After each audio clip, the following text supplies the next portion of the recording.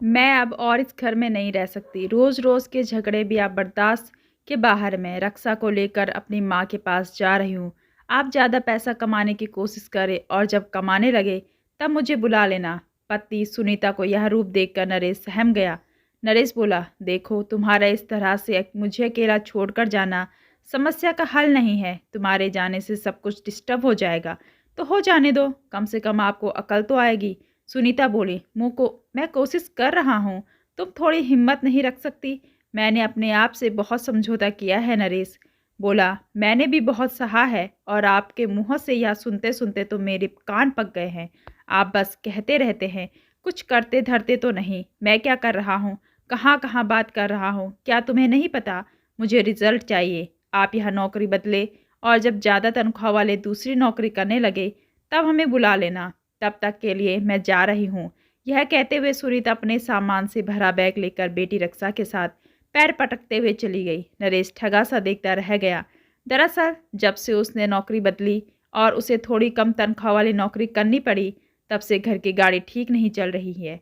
वह परेशान था लेकिन कुछ कर नहीं पा रहा था। घर में झगड़े की वजह से अगले दिन नरेश का दफ्तर के काम में मन नहीं लगा। उसने सारा काम बेमन से निपटाया। छात्राओं के दाखिले का समय होने से काम यूँ भी बहुत ज़्यादा था। यह सब सुनीता नहीं समझती थी। उसके इस नादानी भरे कदम से नरेश चिढ़िया था। नरेश ने भी तय कर लिया था कि अब वह सुनीता को बुलाने नहीं जाएगा। वह अपनी मर्जी से गई है, अपनी मर्जी से ही उसे आना होगा। रात के 10 बज गए थे। नरेश नींद के इंतजार में बिस्तर पर करवटें बदल रहा था। इतने में मोबाइल फ़ोन की घंटी उसे लगा। कहीं सुनीता का फ़ोन तो नहीं? शायद उसे गलती का एहसास हुआ हो, पर नंबर देखा तो किसी और का था। कौन? नरेश ने पूछा। सॉरी सर, इस समय आपको डिस्टर्ब करना पड़ रहा है। नरेश को फ़ोन पर आए उस औरत की आवाज़ कुछ पहचानी सी लगी। कोई बात नहीं, आप बोले। नरेश ने कहा। नमस्ते, पहचाना? मैं अंजू। ट्रेनिंग में दाखिले को लेकर 1-2 बार आपसे पहले भी बात हो चुकी है। ओह हाँ, अंजू तो तुम हो।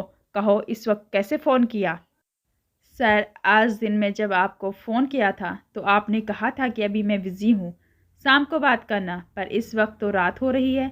सर, मैं कब से ट्राई कर रही हूँ, नेटवर्क ही नहीं मिल रहा था। अब जब मिल रहा है तो ठीक है, कहो क्या कहना है? सर, उस प्रोफेशनल कोर्स के लिए मेरा दाखिला तो हो जाएगा ना? देखो इंक्वायरी काफ़ी आ रही है, मुश्किल तो पड़ेगी। सर, दाखिले का काम आप देख रहे हैं, आप चाहे तो मेरा एडमिशन पक्का हो ऐसा कर सकते हैं। मैं 2 साल से ट्राई कर रही हूँ। आप नए आए हैं, पर आपके पहले जो सर थे वे तो कुछ सुनते ही नहीं थे। उसकी आवाज़ में चिचोरी थी। आपकी पारिवारिक हालत कैसी है? आपने बताया था कि आपकी माली हालत ठीक नहीं है। नरेश ने कहा। आपको यह बात याद रह गई? देखिए मैं शादीशुदा हूँ, मेरे पति प्राइवेट नौकरी में हैं। उनकी तनख्वाह तो वैसे ही कम है, ऊपर से वे शराब भी पीते हैं। वे मुझ पर बेवजह शक करते हैं, मुझे मारते पीटते रहते हैं। मैं ऐसे आदमी के साथ रहते रहते तंग आ गई हूँ। मेरी एक बच्ची भी है। मैं हायर सेकेंडरी तक पढ़ी हूँ। मेरी सहेली ने मुझे आपके यहाँ के इंस्टीट्यूट के बारे में बताया था। अगर आपकी मदद से मेरा ट्रेनिंग में दाखिला हो जाए तो मैं आपका बड़ा उपकार मानूंगी। अंजू जैसी भावनाओं में बहकर सब कुछ कह गई। देखो इस वक्त रात काफ़ी हो गई है, अभी दाखिले में समय है। आप 1-2 दिन बाद मुझे बात कर लीजिए। Thank you, good night. और फ़ोन कट गया। अगले दिन अंजू का दिन में फ़ोन आ गया। बात लंबी होती थी, सो नरेश को कहना पड़ा कि वह रात को उसी समय फ़ोन करे तो ठीक रहेगा। रात के 9 बजे अंजू का फ़ोन आ गया। उसने बताया कि उसके पति के नशे में धुत सोते समय वह बात कर सकती है। नरेश अंजू के दुख से अपने दुख की तुलना करने लगा। वह अपनी पत्नी से दुखी था तो वह अपने पति से परेशान थी। धीरे धीरे अंजू नरेश से खुलने लगी थी। नरेश ने भी अपने अंदर उसके प्रति लगाव को महसूस किया था। उसे लगा कि वह औरत नेक है और ज़रूरतमंद भी, उसकी मदद करनी चाहिए। अंजू ने फ़ोन पर कहा, आपकी बदौलत अगर यह काम हो गया तो मैं अपने शराबी पति को छोड़ दूंगी और अपनी बच्ची के साथ एक स्वाभिमानी ज़िंदगी जीऊँगी। नरेश ने उससे कहा, जब इंटरव्यू होगा तो मैं तुम्हें कुछ टिप्स दूंगा। अब उन दोनों में तकरीबन रोज़ाना फ़ोन पर बातें होने लगी थी। एक बार जब अंजू ने नरेश से उसके परिवार के बारे में पूछा तो वह शादी की बात छिपा गया। नरेश के अंदर एक चोर आ गया था। अनजाने में वही अंजू के साथ ज़िंदगी बताने के लिए सपने देखने लगा था। शायद ऐसा सुनीता की बेरुखी से भी होने लगा था। अंजू ने एक बार नरेश से पूछा था कि वह ट्रेनिंग के लिए उस शहर आएगी तो उसे अपने घर ले जाएगा या नहीं, शॉपिंग पर ले जाएगा या नहीं। नरेश ने उससे कहा, पहले दाखिला तो हो जाए, फिर यहाँ भी देख लेंगे।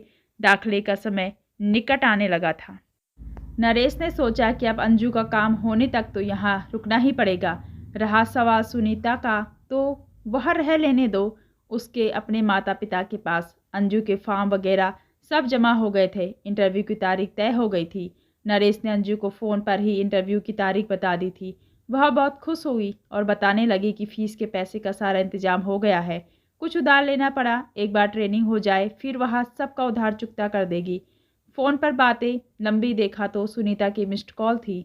इतने समय बाद वे भी अभी उसे फ़ोन करने की क्या सूझी। इतने में फिर सुनीता का फ़ोन आया। वह सब करने लगी कि वह किससे इतनी लंबी बातें कर रहा था। नरेश ने झूठा कहा कि स्कूल के ज़माने का दोस्त था। सुनीता ने खबरदार किया कि वह किसी औरत के फेर में न पड़े और आज़ादी का गलत फ़ायदा न उठाए, वरना उसके लिए ठीक नहीं होगा। नरेश ने कहा, मुझ पर इतना हक ही जमा रही हो तो मुझे छोड़कर गई क्यों। सुनीता ने बात को बदलते हुए नरेश की नौकरी की याद दिलाई। नरेश ने भी इधर उधर की बातें कर फ़ोन काट दिया। अभी तक अंजू से सारी बातें फ़ोन पर ही होती रही थी। फॉर्म भरा तो उसमें मंजू का फ़ोटो था। फ़ोटो में वह अच्छी खासी लगी थी, मानो अभी तक कुंवारी ही हो। अब जब आमना सामना होगा तो कैसा लगेगा, यह सोचकर ही नरेश को झुरझुरी सी होने लगी थी।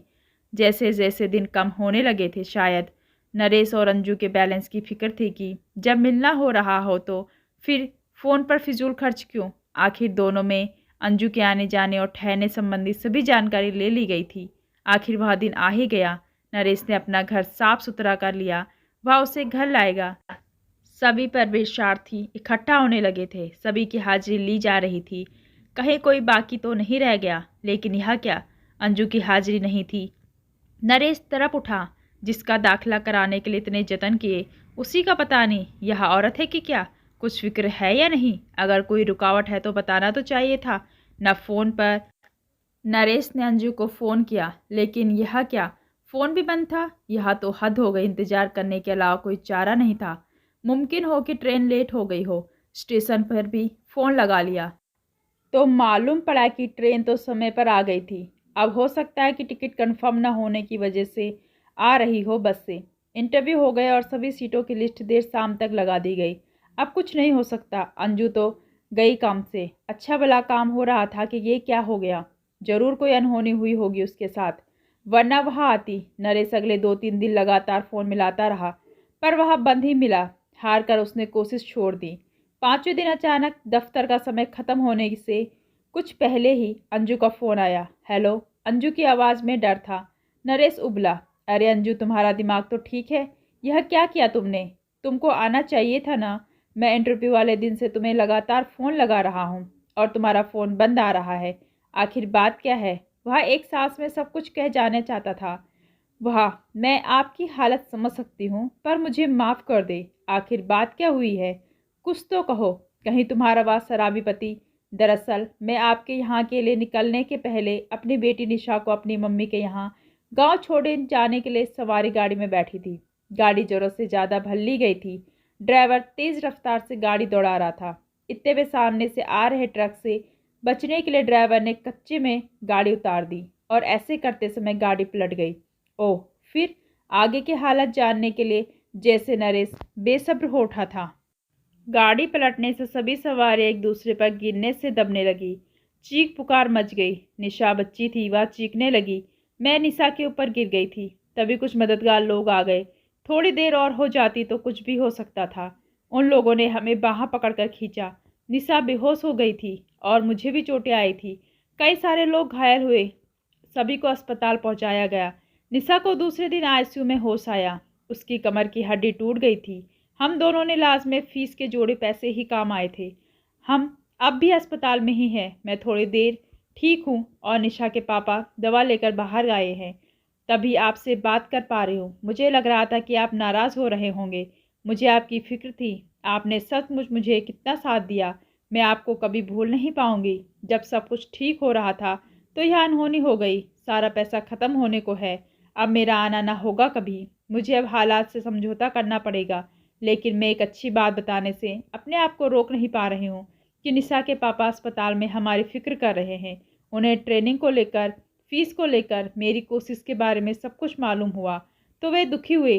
रात में उन्होंने मेरे साथ हाथ फेरकर सबकते हुए कहा कि बहुत हुआ, संभालो अपने आप को, मैं नशा करना छोड़ दूंगा, अब सब ठीक हो जाएगा। इनके मुंह से ऐसा सुनकर मैं तो जैसे निहाल हो गई हूँ। ऐसा लगता है जैसे अब वो सुधर जाएंगे। फ़ोन पर यह सब सुनकर तो जैसे मेरे नरेश धड़ाम से गिरा, सारे सपने झटके में चूर चूर हो गए। आखिर में अंजू ने कहा, अच्छा अब ज़्यादा बातें नहीं हो पाएंगी, रखती हूँ, गुड बाय। नरेश ने अपना सिर पकड़ लिया। क्या सोचा था, क्या हो गया, कैसे कैसे सपने अंजू को लेकर बुन डाले थे, पर आखिर वही होता है जो होना होता है। यह सब एक याद बनकर रह जाएगा। दफ्तर का समय पूरा हो चुका था। नरेश घर की ओर बोझिल कदमों से निकल पड़ी। घर पहुंचा तो देखा कि सुनीता बैग पकड़े रक्षा का हाथ थामे दरवाजे पर खड़ी थी। नरेश को देखकर सुनीता ने एक मुस्कान फेंकी, पर उस पर भावहीन चेहरा देखकर बोली, क्या बात है, हमें देखकर आपको खुशी नहीं हुई? तब तक रक्षा नरेश के नज़दीक आ चुकी थी। उसने रक्षा को प्यार से उठाकर चूमा और नीचे खड़ा जेब से चाबी निकालकर बोला, अपनी मर्जी से आई हो या पिताजी ने समझाया? पिताजी ने तो समझाए ही। मुझे भी लगा कि अच्छी तनख्वाह वाली नौकरी के लिए आपकी कोशिश में हमारे घर लौटने से ही तेजी आएगी। सुनीता रबड़ को उतना ही खींचो कि वह टूटे नहीं, इसलिए तो चली जाई। जनाब, दरवाज़ा खुल चुका था, तीनों अंदर आ गए। अरे वाह, इतना साफ सुथरा, कहीं कोई? सुनीता ने आंखें तेरी। सुनीता, अब बस भी करो, फिजूल के वहम ठीक नहीं है। आपका आए दिन फ़ोन बिजी होना शक पैदा करने लगा था। आप मर्दों का क्या बोल चुकी, क्या हम सब तुम्हारे लौटने की खुशी मना सकते हैं? क्यों नहीं, मैं सबसे पहले चाय बनाती हूँ। कहते हुए सुनीता रसोई घर में चली गई। रक्षा ने टेलीविज़न चलाया और नरेश फ्रेश होने बाथरूम में घुस गया। सुनीता के आने से अंजू के मामले में नरेश का सिर भारी होने से बच गया। आमतौर पर नरेश शाम को नहीं नहाता था, पर ना जाने क्यों आज नहाने की इच्छा हो गई और वह बाथरूम में घुस गया।